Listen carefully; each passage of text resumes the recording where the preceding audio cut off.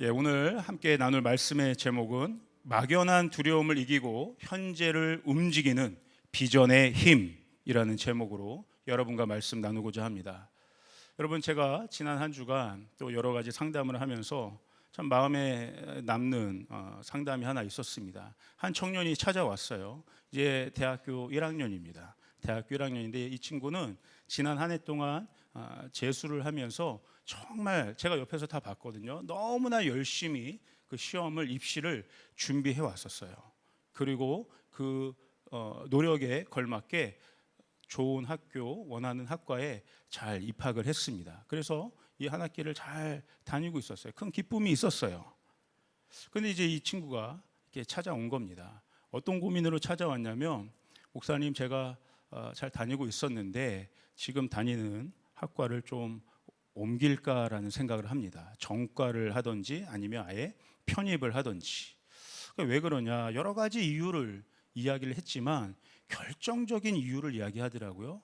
목사님, 제 삶에 비전을 발견하지 못했던 것 같습니다. 비전을 발견하지 못한 것 같습니다. 그게 참 마음 안에, 제 안에 두려움이 있습니다. 그러니까 그 이야기를 딱 한순간 어떠한 진단들이 됩니까? 그렇다면 비전이 발견되지 않은 상황에서 전과하거나 편입할 수도 있지요. 그런데 그게 그 자신의 비전을 발견하리라는 보장을 또 해주지 못하는 거예요. 내가 지금 상황이 어려워서 좀 뭔가 막막해서 다른 스텝을 둔다 한들 그것 자체가 나를 개런티해주는 일은 아니라는 거예요. 그러니까 제가 이 상담을 하면서 어떠한 단어가 떠올랐냐면, 이 두려움이라는 게 언제 찾아오기도 하냐면 비전이 없을 때. 그러니까 비전이 없는 막연한 두려움이 이 청년을 휩싸고 있다는 것들을 보았어요. 그러니까 불투명한 미래에 대한 두려움이 있는 것이죠. 그런데 이 친구에게 제가 처음 듣는 용어를 들어봤어요. 어떤 용어를 들었냐면, 자기 또래 집단에서 어떠한 일들이 많이 있냐면 이런 단어를 사용하더라고요. 입시 중독이라는 단어를 썼어요. 입시 중독. 야, 그게 뭐야? 처음 들어보는데 입시 중독이라는 게 뭐야? 이게 뭐냐고 설명을 물어보니까, 좋은 학과, 좋은 대학에 들어갔는데 아까 이 친구처럼 뭔가 거기에서 비전을, 뜻을 발견하지 못하는 거예요. 막연한 두려움 가운데 있는 거예요. 어떤 목적의식을 갖지 못하게 되는 거예요. 그러니까 이미 학교를 입학했음에도 불구하고 또 다른 학과, 또 다른 학교를 지원하고자 하는 마음이 생기는 거예요. 그래서 또 재수를 하게 되고, 또 막상 그렇게 들어갔는데 똑같은 일이 벌어지는 거예요. 또 불투명한 미래에 대한 막연한 두려움. 그것 때문에 아니, 조금 더 좋은 대학에 들어가 볼까? 또 입시를 준비하는 거예요. 또 들어가서 똑같은 일들이 계속 반복되는. 그래서 4수, 5수, 6수 이런 일들이 꽤 심심치 않게 그 또래 집단 사이에서 일어난다는 거예요. 막연한 두려움 속에 자신이 선택할 수 있는 건 뭐냐면 그냥 자기가 해왔던 거, 입시에 굉장히 익숙했기 때문에 그렇게 한다는 거예요. 그게 뭐예요? 그 다음 학교, 다음 학과, 조금 더 나은 학과, 좋은 학교를 선택하는 이 친구의 동기가 무엇입니까? 두려움이에요. 두려움. 여러분, 비전이 아니라, 분명한 목적의식이 아니라 막연한 두려움이 동기가 되면 굉장히 근시안적인 선택을 할 수밖에 없게 돼요. 근시안적인. 시야가 좁아지는 거예요. 그 두려움이 동기가 되면 우리의 삶의 선택의 폭이 굉장히 좁아진다는 거예요. 그래서 어떤 일이 벌어집니까? 자신의 수준을 스스로 제한합니다. 현재 내 상황과 환경. 그러니까 어떤 목표치를 설정할 때 무엇을 기준으로 이 목표치를 설정하냐면, 지금의 내 상황, 내 환경, 내가 할 수 있는, 흔히 캐파라고 하죠. 내 능력치에 따라서 목표를 설정해요. 그런데 여러분, 제가 하고 싶은 말은 뭐냐면, 성경은 이것과는 전혀 다른 관점을 보여주고 있다는 거예요. 뭐냐면, 오늘 나의 상황과 환경과 내가 할 수 있는 능력치에 따라 나의 미래, 나의 목표를 설정하는 것이 성경의 관점이 아니라, 나의 상황과 환경과 내가 할 수 있는 능력치에 상관없이 나를 향한 하나님의 데스티니가 있다는 것들을 보여주는 거예요. 나를 향한 하나님의 목표와 미래가 있다는 것들을 성경은 보여주고 있는 거예요. 그래서 내가 지금 나의 상황과 상관없이 내가 어떠한 미래와 내가 연결되어 있는가, 그 미래의 수준과 연결된 내가 진짜 모습이라는 것을 성경은 이야기해주고 있습니다. 그러니까 뭐예요? 현재 나의 상황 때문에 내가 미래를 제한해서 결정하는 것이 아니에요. 나의 상황과 환경과 능력치는 지금 아무것도 아닌 것처럼 보여도 내가 꿈꾸고 선포하는 그 미래의 비전, 그것이 오히려 오늘 나를 이끌어가게 한다는 거예요. 현재의 나를 인도한다는 거예요. 그 비전이 분명하면 오늘 비록 나는 상황과 환경이 어려워도 내가 발휘할 수 있는 능력치는 조금밖에 없다 할지라도 그 비전이 나를 형성해 가면서 나를 이끌어 간다는 것이에요. 예를 한번 들어볼까요? 여러분, 대표적으로 요셉이 그렇습니다. 여러분, 요셉은 정말 고난의 아이콘이지 않습니까? 사방이 꽉 둘러싸인 인생의 아이콘이에요. 그런데 요셉의 현재만 보면 그렇게 해석할 수 있지만 요셉을 바라보시는 하나님의 관점은 완전히 달랐다는 거예요. 하나님의 요셉에 대한 관점은 결코 요셉을 감옥 안에 있는 요셉으로만 머물게 보지 않으셨다는 거예요. 총리가 돼서 나라와 민족의 가뭄의 문제, 그 위기의 문제를 해결할 수 있는 인물로서의 요셉으로 하나님은 보셨다는 것들을 여러분 믿으시기를 바랍니다. 아멘. 그 민족의 문제를 해결할 수 있는 요셉의 모습으로, 그 미래의 비전으로 하나님은 요셉의 인생을 이끌고 가셨다는 거예요. 그렇죠? 예. 그렇게 될 때 요셉의 인생은 어떻게 해석될 수 있습니까? 이게 그냥 애매한 고난이 아니라, 답답한 고난이 아니라, 내가 아무것도 할 수 없는 나의 능력치는 아무것도 아닌 것이 아니라, 그 모든 과정이 하나님의 뜻을 이루기 위한 굉장히 소중한 연단의 시간들이 되는 것이죠. 오히려 그 미래에 하나님께서 이 요셉을 통해서 펼치실 그 일들을 위해서라면 오히려 이 연단과 고난과 아무것도 아닌 것 같은 그 시간들이 반드시 오히려 필연적으로 필요하다는 것들을 보여주는 것입니다. 다윗도 마찬가지 아니겠어요?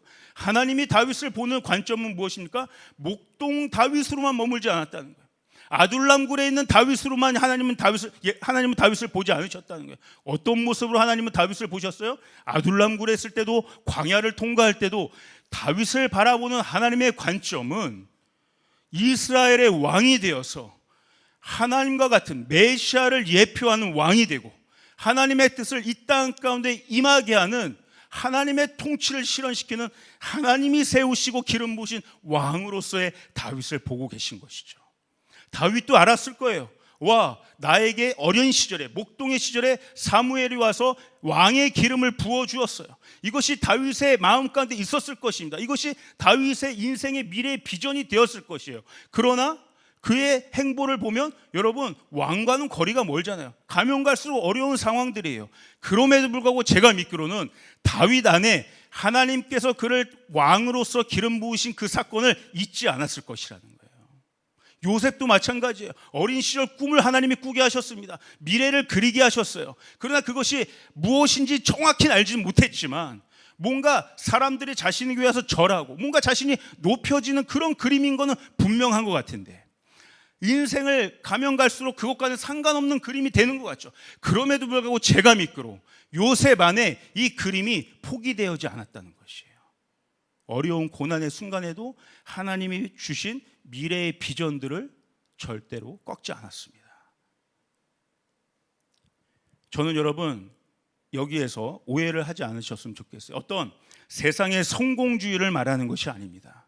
제가 말씀드리고 싶은 것은 저와 여러분 안에 나를 향한 하나님의 데스티니가 있다는 것들을 말씀드리고 싶은 거예요.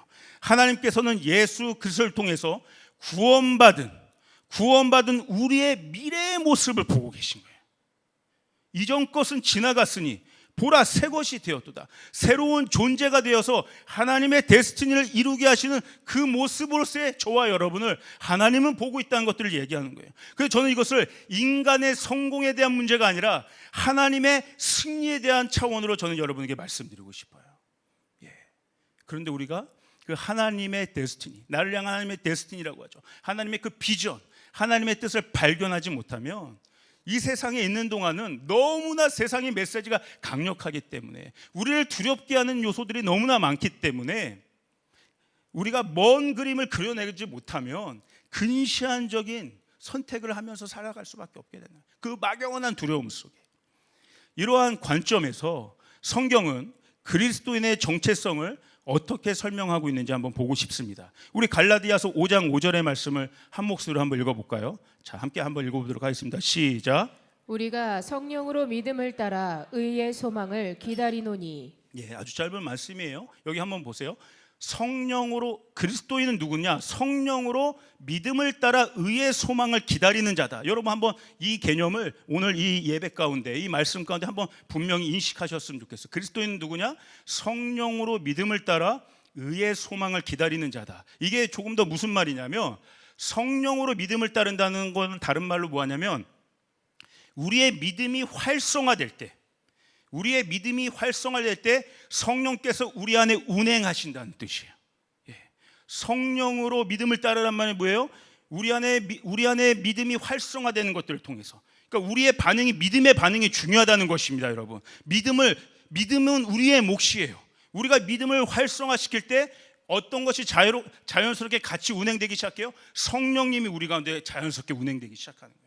믿음을 통한 성령으로 인하여, 믿음의 활성화를 통한 성령으로 인하여 뭐를 우리는 볼 수 있는 거예요?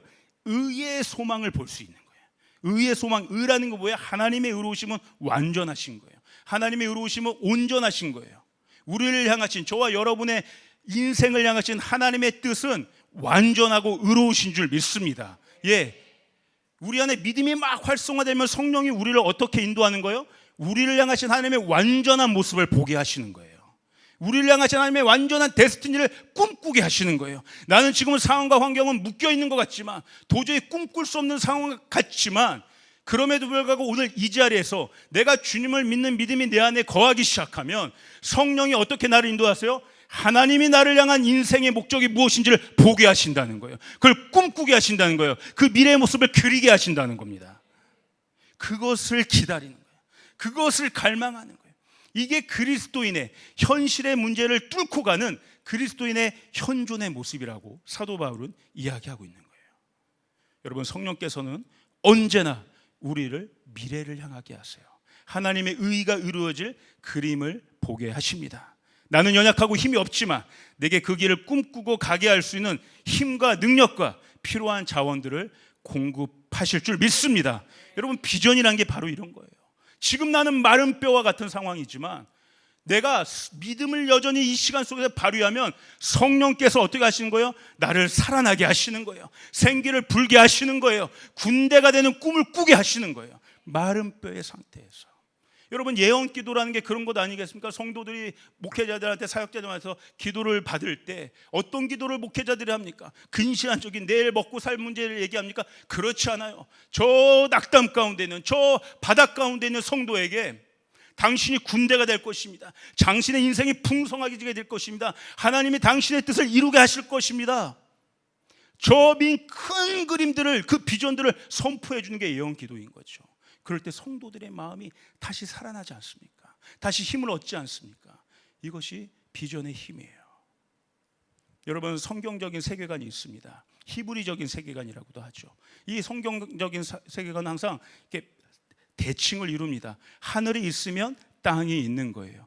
영이 있으면 육이 있는 겁니다. 미래가 있으면 현재가 있는 겁니다. 그래서 이 우리가 현실, 지금 땅을 딛고 있죠. 이 현실을 살아가고 있죠. 육신의 몸을 입고 있죠. 이것은 다 그림자라고 표현합니다. 그림자. 원본은 뭐예요? 영이 원본이에요. 하늘이 원본이에요. 저 미래가 원본이에요.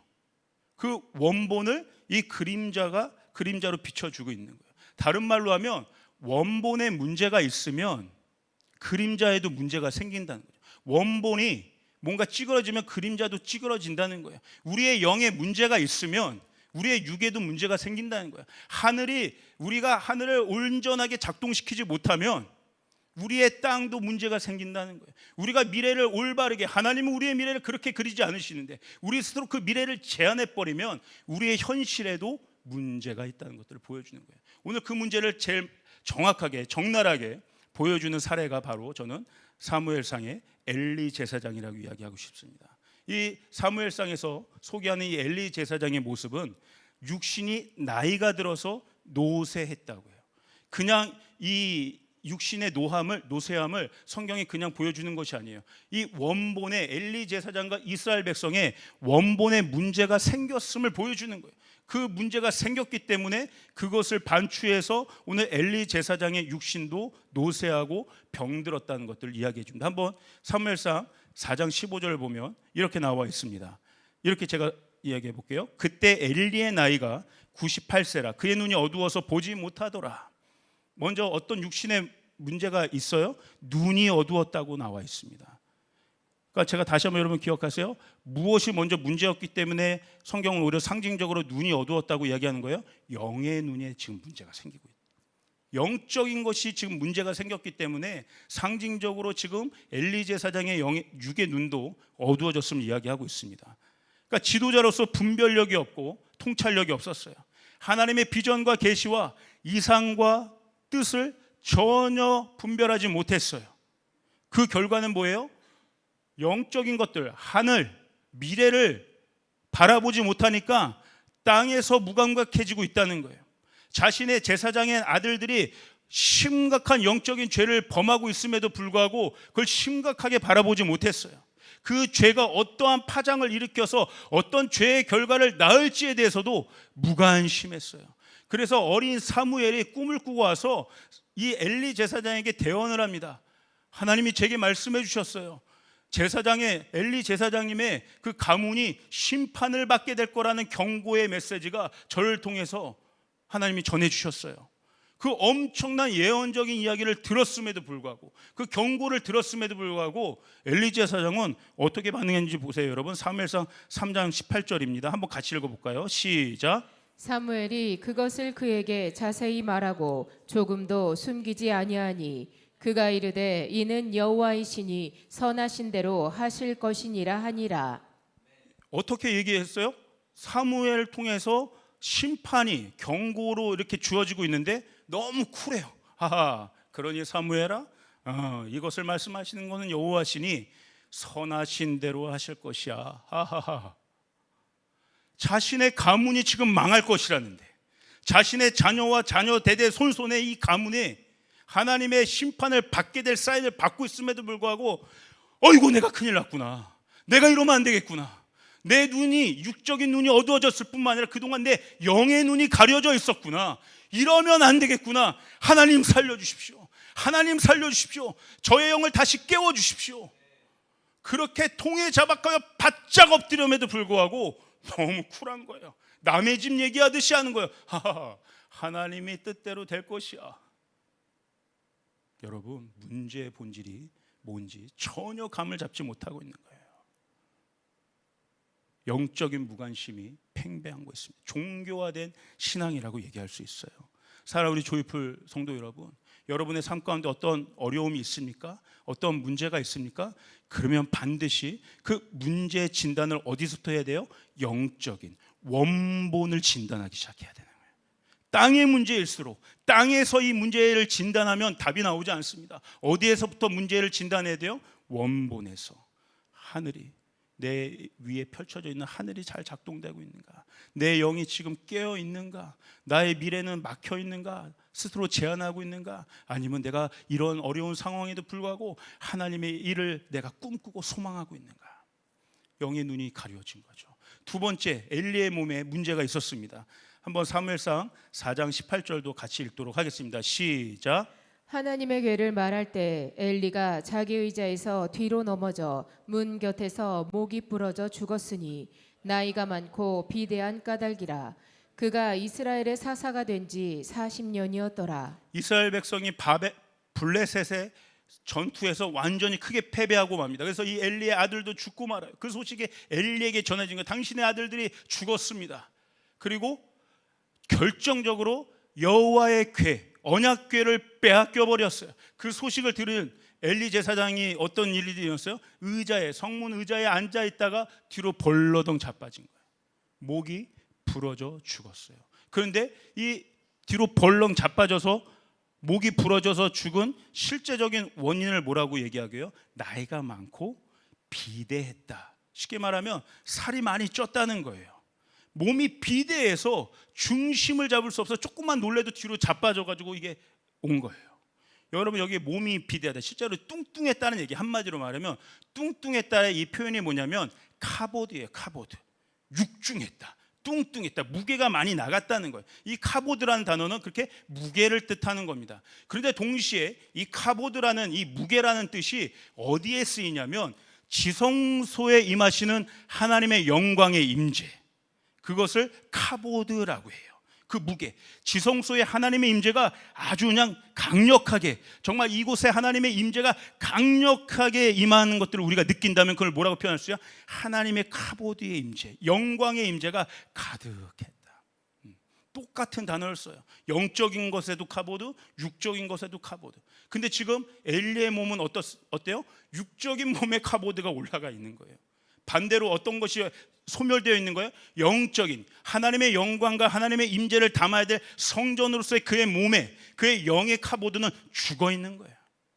여러분, 이것이 굉장히 오늘 우리에게 주는 저는 메시지가 크다고 생각합니다. 여러분, 엘리 제사장의 영과 내면에는 하나님의 영광의 카보드가 조금도 있지 않아서 소멸되었어요. 대신 육의 카보드만 늘어나고 있어요. 여러분, 우리가 거듭났다는 것이 무엇입니까? 우리가 하나님을 믿고 예수님을 믿고 다시 태어났다, born again, 하늘로부터 다시 태어난 인생이 됐다는 거예요. 영으로 거듭났다는 것을 이야기합니다. 세례 요한의 말처럼 어떤 것을 이야기해요? 영광의, 하나님의 독생자의 영광이 우리 가운데 임하셨다.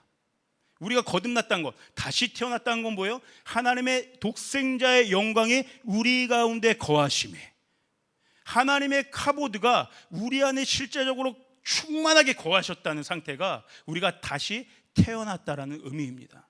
여러분, 하나님의 카보드만이 우리를 다시 살리게 하는 하나님의 힘이 되는 줄 믿습니다. 우리를 다시 호흡하게 하고, 우리를 다시 꿈꾸게 하고, 다시 살아갈 힘을 주는 것, 이게 하나님의 카보드예요. 근데 이 하나님의 카보드를 잃어버리고 육의 카보드가 증가하기 시작하면 둔해지는 거예요. 분별력이 없어져 버리는 거예요. 뒤뚱뒤뚱 당황스러워지는 겁니다.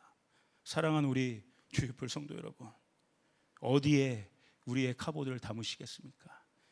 우리의 영의 카보드를 담으시겠습니까? 우리의 육의 카보드를 담으시겠습니까? 여러분, 그러므로 영의 카보드를 담는 그 출발점은 너무나 분명해요. 바로 이 예배의 장소, 이곳에 임하시는 하나님의 임재의 장소에서 여러분이 하나님을 갈망하기 시작하면, 하나님께 통해 자복함으로 하나님을 갈망합니다.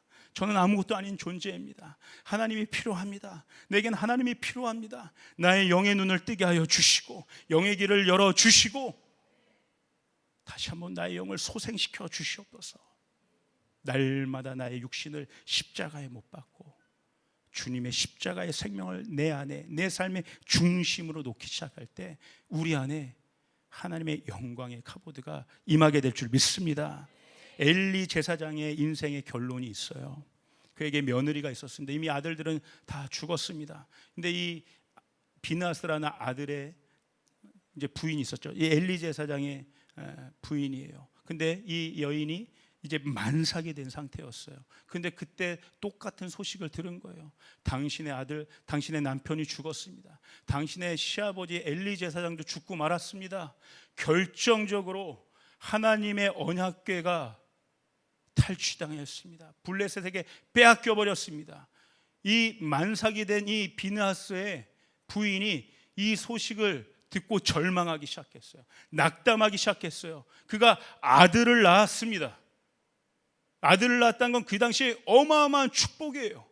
대를 잇는 어마어마한 축복임에도 불구하고 그 여인이 할 도리는 최고의 할 도리를 다한 거예요. 축하받아 마땅한 일을 한 거예요.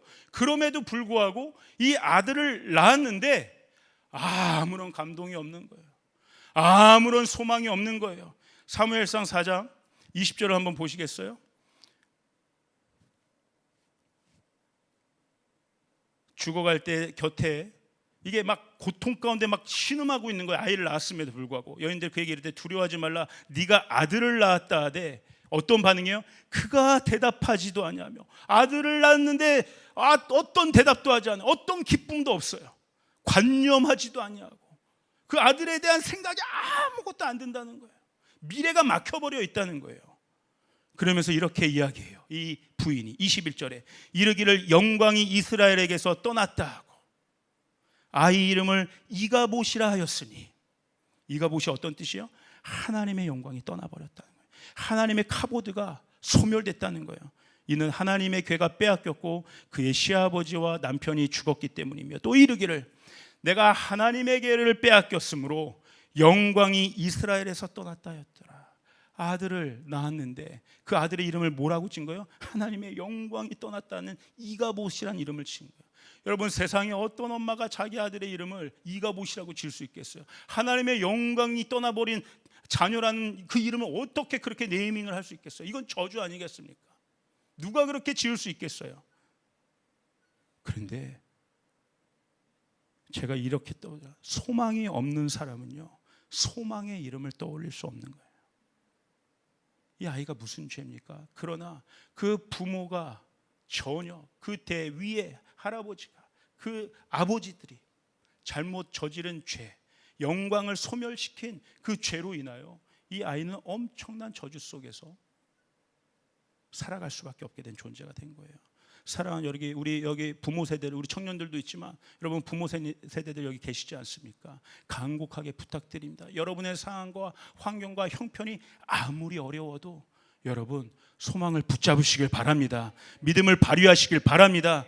우리에게 믿음이 있을 때 성령이 우리 가운데 운행하실 거예요. 어려운 상황과 환경에도 불구하고, 소망을 떠올릴 수 없는 것 같은 그 상황에도 불구하고 믿음으로 주님의 영을 구하기 시작하면 다시 한번 소망이 보여지기 시작하는 거예요.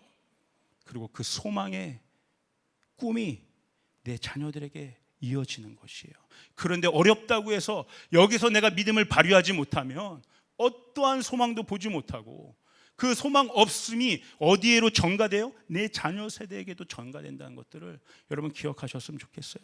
여러분, 결정적으로 이 여인이 왜 절망했습니까? 하나님의 괴를 빼앗겼으므로. 이렇게 나와요. 하나님의 괴가 뭐예요? 언약궤라고 하죠. 하나님의 말씀, 하나님의 말씀은 언약이고 약속이고 생명이에요.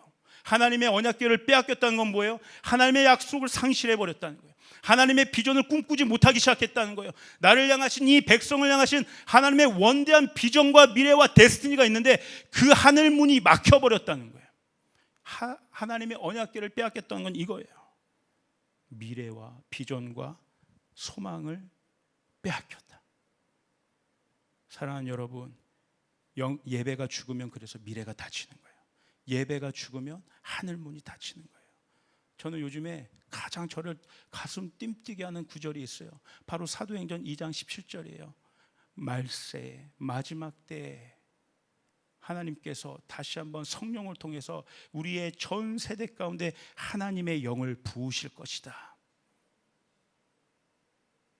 너희의 자녀 세대들이 예언할 것이고, 청년들은 환상을 보고, 아비들은 꿈을 꾸게 될 것이다. 주의 영이 우리 가운데 임하시며.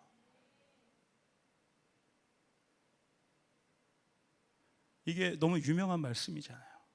근데 새삼스럽게 저에게 이 말씀이 요즘 얼마나 실제가 되고 얼마나 저를 가슴 뛰게 하는지 몰라요. 신학적으로는 설명할 수 있어요. 그 예언이 무엇인지, 환상이 뜻하는 게 무엇인지, 꿈을 꾼다는 게 무엇인지 신학적으로는 설명할 수 있어요. 그러나 그러한 차원과 전혀 다른 실제적인 차원으로 이 말씀이 다가오더라고요. 하나님, 오늘 이 마지막 때 세상은 너무나 어렵고 어둡고 혼란스럽고 혼돈스러운 이 시대 가운데, 청년들이 죽어가는 이 시대 가운데 자녀들이 예언한다는 게 무엇입니까? 그 예언이, 이 시대 가운데 우리에게 필요한 예언은 무엇입니까? 하나님, 그 예언이 무엇인지, 우리가 어떠한 예언을 해야 되는 것인지 정말 알고 싶습니다. 그 예언에 대한 계시를 허락하여 주셔서 우리 청년들이 환상을 본다는 게 무엇입니까? 하나님, 그 환상에 대한 계시를 주십시오. 우리 부모 세대들이 꿈을 꾼다는 게 무엇인지, 정말 이 시대 가운데 어떠한 꿈이 우리 가운데 필요한지 하나님 알려주십시오. 계시해 주십시오. 이거에 대한 갈망이 제 안에 너무나 큰 거예요. 사랑하는 우리 성도 여러분, 여러분의 개인과 여러분의 삶이 비록 어렵다고 할지라도 여러분 하나님의 영을 구하시길 바랍니다. 꿈꾸기를 구하시길 바랍니다. 환상을 보기를 구하시길 바랍니다. 예언을 선포하기를 구하시길 바랍니다. 이거예요. 이게 우리를 살리는 거예요. 그러므로 여러분, 하나님의 말씀을, 하나님의 약속의 말씀을 여러분의 삶 가운데 놓지 마세요. 놓지 마세요. 가장 중요한 하나님의 언약궤의 말씀들을 여러분 삶 가운데 놓지 마세요. 이거 놓으면 다 끝나요. 이거 놓으면 아무리 좋은 곳에 들어가도 거기서 또 방황한다니까요. 또 길을 잃어버린다니까요. 또 거기서 어떤 인간적인 노력을 해서 들어간다 할지라도 또 그때뿐이에요. 찰나적이에요. 어려워요. 그것이 우리의 평생을 담보해 주지 않아요. 하나님의 말씀만이 영원하신 줄 믿습니다. 푸른 마르고 꽃은 시들지만 하나님의 약속의 말씀, 비전의 말씀, 그 언약의 말씀만이 우리를 영원으로 이끌게 하실 줄 믿습니다. 그 말씀 가지고 여러분이 예배의 자리 승부 보는 거예요. 말씀의 자리, 기도의 자리 나와서 성령으로 충만해지는 겁니다. 그러면 어때요? 미래가 움직여지기 시작하는 거예요. 미래를 꿈꾸기 시작하는 거예요. 그 미래가 우리를 인도하는 거예요. 우리의 어떠함을 여기서 머무는 게 아니라 그 미래에 하나님이 이루실 그 미래의 모습으로 우리의 캐파, 우리의 능력이 막 연단되고 더 내공이 길러지기 시작하는 거예요. 저도 이 교회의 비전이 나의 비전이라는 것을 마음에 새기고 있습니다. 예, 여러분 그러시죠? 예, 얼마나 그런 성도들이 있어요. 목사님, 근데 그 큰 미래의 꿈을 이미 무엇인지 제가 잘 모르겠어요. 그 비전이 뭔지 그 큰 비전을 그리라고 했는데 그거 잘 모르겠어요. 여러분 조이풀 교회가 얼마나 좋은 교회입니까? 그 비전을 잘 모르는 사람에게 얘기해 주잖아요. 100, 500 비전이 당신의 비전이라고. 그 큰 비전이 우리의 비전이라고. 여러분 동의하십니까? 잘 몰라도 100개의 교회를 세우고 500명의 선교사를 파송하는 게 너무나 뜬구름 잡는 것 같이 느껴진다 할지라도 그게 가능하겠어? 우리 때 가능하겠어? 아니, 그렇게 생각될지라 할지라도 그 큰 그림을 목사님 통해서 선포된 그 큰 비전을 나의 비전으로 삼을 때 내 삶이 역동적으로 움직이기 시작된다는 것이에요. 내 현재의 삶 가운데 내가 그러면 이제 내가 무엇을 해야 될지, 내가 어떤 한 발 한 걸음을 뛰어야 될지 분명해진다는 거예요. 아멘. 제가 이 100, 500 비전이 더 저에게도 비전으로 제가 막 취하면서 하나님이 구체적으로 더 그 비전 가운데 또 비전을 주시더라고요. 저희가 어떤 비전을 막 보여주시냐면 백부장의 비전을 보여주시더라고요. 제가 막 이름도 막 마음대로 줘봤어요. 백부장이 영어로 센츄리온이거든요. 센츄리온 프로젝트를 실행해 보겠다. 센츄리온. 여러분 말 그대로 백부장은 뭡니까? 한 명이 100명을 책임지는 거예요. 100명을 책임지는 리더가 백부장이에요. 예, 와, 우리 교회 가운데 이 100명을 어마어마하게 이끌 수 있는, 이 100명의 무리를 이끌 수 있는 한 명의 리더만 제대로 세우면, 그렇죠? 그 백부장 10명만 제대로 세우면 여러분 몇 명이 감당되는 거예요? 1000명이 감당돼. 1000명. 와, 10명의 백부장만 제대로 세우면 1000명이 감당된다는 거예요. 요, 백부장 100명만 세워보세요, 여러분. 100명만 세우면 몇 명이 감당된다는 거예요? 10,000명입니다. 10,000명. 어마어마한 거죠. 우리 비전 쉐어링 대회 요즘에 우리 리더 모임들 하면 200명, 250명의 리더들이 여기에 모입니다, 여러분. 200명이면 여러분 2만 명이에요. 하나님의 뜻에, 하나님의 비전에 정렬된 제대로 된 하나님의 제자, 주님의 제자 백부장 100명만 이끌 수 있는 그 한 사람이 제대로 세워지면 여러분 10명의 백부장이 1000명을 감당한다. 이게 막 저의 실제적인 꿈이 됐어요. 하나님, 한 명의 백부장을 세우게 해주십시오. 100명의 백부장을 세우게 하십시오. 그러면 100명의 백부장의 리더라는 것은 무엇입니까, 여러분? 한 교구라고 얘기한다면 그거 자체가 하나의 교회가 되는 거예요. 1교구 1처치가 될 수 있는 거죠. 와, 100개의 교회를 세운다는 게 꿈이 아니구나. 불가능한 일이 아니구나. 100명을 세우면 되는 것이구나. 100명의 확실한 제자를 세우면 되는 것이구나. 이 100개의 교회를 세운다는 게 막연한 비전이 아니라 오늘 내가 해야 될 일이 무엇인지 정확하게 보이게 된다는 거예요. 내 현재의 삶이 움직여지기 시작한다는 거예요. 아, 우리 성도들을 한 명 한 명 제자로 콜링하고 영적으로 훈련시키고 연단시키고 꿈을 나누고 그 일부터 시작하면 되겠구나. 다시 내가 해야 될 일들이 무엇인지 알 수 있게 된다는 거예요. 제가 어저께 우리 청년 리더들과 이 이야기를 나누었어요. 이 백부장의 꿈을 막 나누었어요. 그랬더니 이 청년 리더들이 반응하기 시작하더라고요. 막 그들의 꿈이 막 활성화되는 것들을 함께 느끼기 시작해요. 기도가 얼마나 뜨거운지. 얘네들은 아직 그 리더들은 이제 10부장 정도예요. 21를 감당하니까 대략 한 10부장이죠. 근데 100부장이 될 선포들을 하기 시작하는 거예요. 할렐루야. 우리 예배팀 나오셨으면 좋겠어요. 그러면서 그 모임이 다 끝나고 저녁에 한 청년이 저에게 기도문을 보여줬어요. 제가 이걸 꼭 나누고 싶었어요. 이 비전이 선포되었을 때, 미래를 선포했을 때 이 청년, 우리의 마음 가운데 어떠한 마음의 변화가, 어떤 마음의 캐파가 넓어지는지 이 기도문이 너무나 분명하게 보였어요. 이 청년 저에게 이 기도문을 보여주신 거예요. 나는 예수님의 보혈 안에서 비전을 바라봅니다. 눈앞의 현실은 내 길을 막는 듯 보일지라도 보혈은 더 크고 영원한 길을 여십니다. 사람의 생각과 계산을 넘어 보혈은 하나님의 뜻을 반드시 이루십니다. 내 뜻은 꺾여도 보혈은 주님의 비전을 이루어냅니다. 나는 보혈 안에서 사명을 붙듭니다. 사명은 상황에 따라 흔들리지 않고 환경에 따라 변하지 않습니다. 보혈이 이미 값을 치르셨기에 나는 복음을 위해 살아야 할 존재로 세워졌습니다. 비록 원치 않는 현실 속에 서 있을지라도 사명은 오히려 고난 가운데 더욱 단단해짐을 선포합니다. 나는 보혈 안에서 선교의 길을 따라갑니다. 보혈은 민족과 언어와 나라를 넘어 열방을 향한 하나님의 마음을 품게 하십니다. 지금의 막힘조차 준비의 과정임을 고백하며 보혈은 나를 결국 복음의 통로로 세우실 것입니다. 주님이 보내실 때 보혈의 능력으로 담대히 나아갈 것입니다. 그러므로 나는 담대히 선포합니다. 보혈은 나의 과거를 정결케 하셨고 현재를 붙드시며 미래를 열어 가십니다. 보혈은 내 인생과 가정과 교회 위에 승리를 새기셨고 이 민족과 열방 위에도 하나님의 나라를 세워 가십니다. 할렐루야. 아멘. 여러분 가슴이 뛰셔요. 제가 또 주간에 한 집사님과 이야기를 나누었어요. 비즈니스를 하시는 분이에요. 근데 이 집사님의 삶을 제가 잘 압니다. 굉장히 한 2년 전만 해도 너무나 바닥 같은 삶을 사셨어요. 모든 것들이 실패하고 끊어지고 재정이 바닥 상태에 있었어요. 근데 그때 이분이 택하셨던 건 성전에 나와서 다시 하나님의 약속을 붙드는 거였어요. 하나님의 영광을 채우는 일들이었어요. 그 삶의 문제의 진단을 육적인 것에서 찾지 않고 영적인 것에서부터 찾기 시작했어요. 그리고 그 마음 안에 105백의 비전을 꿈꾸기 시작했어요. 105백의 비전을. 그리고 그분과 같은 비즈니스라는 몇몇 함께 우리 동역자들이 모여서 기도 모임을 갖기 시작했어요. 105백을 어떻게 우리가 함께 이뤄낼 수 있을까? 이분들이 사업하는 이유는 너무나 분명하죠. 105백의 비전을 실현하기 위해서. 그래서 제가 물어봤어요. 집사님, 그 모임, 기도 모임이 너무나 귀한데 기도 모임에 기도 모임의 이름이 있어요? 이름은 없어요, 목사님. 제게 감동이 있어요. 베드로의 그물 같다는 감동이 있어요. 우리 비즈니스맨들이 105백의 정렬된 비즈니스맨들이 베드로의 그물처럼 던지기만 하면, 주님이 던지라는 곳에 던지기만 하면 만선의 축복이 있을 것입니다. 그리고 베드로의 그물은 어떠한 또 뜻이 있어요? 사람을 낚는 그물이잖아요.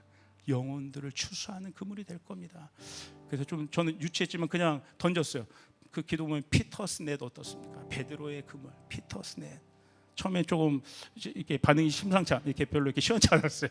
근데 이분이 돌아가셔서 또 저와 대화 나눴던 내용들을 이렇게 정리해서 보내준 거예요. 목사님, 저희 그 기도 모임 멤버들에게 오늘 목사님이 얘기해 준 것들 꼭 나눠야겠습니다. 그리고 그 기도 모임을 피터스 넷. 그러면서 마침 자기도 그 베드로에 대한 생각들이 많았는데 목사님과 대화하면서 너무나 분명해진 것 같아 하면서 그 그림을 그려낸 것들을 저한테 보여주셨어요. 한번 보여주시겠어요? 우와, 이 그림을 바다를 향해 있는 거예요. 어마어마한 물고기들. 이거 우리 청년이 그린 그림을 덧대어서 저 자신의 꿈을, 이 105백의 우리 교회의 비전의 그림을 자신의 비전으로 취하면서 저게 어마어마한 물고기들을 낚시하는, 여기 재정이라고 하는 깃대가 있고, 와, 이 이야기들을 나누는데 막 신이 나는 거예요. 막, 여러분 대화가 재밌어요.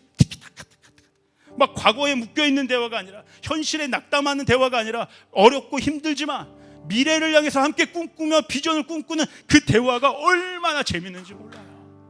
너 이거 할래 말래, 기도할래 말래, 예배 드릴래 말래, 이 정도 수준이 아니잖아요. 주님의 꿈을 어떻게 이뤄드릴까?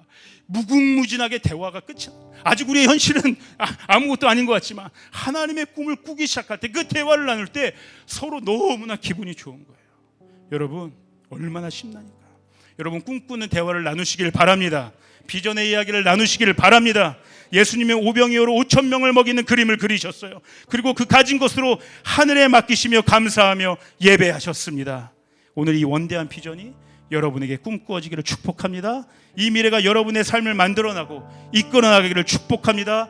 하나님이 여러분에게 영광의 임재를 내려 주실 줄 믿습니다. 우리 주님께 영광의 박수를 드리도록 하겠습니다.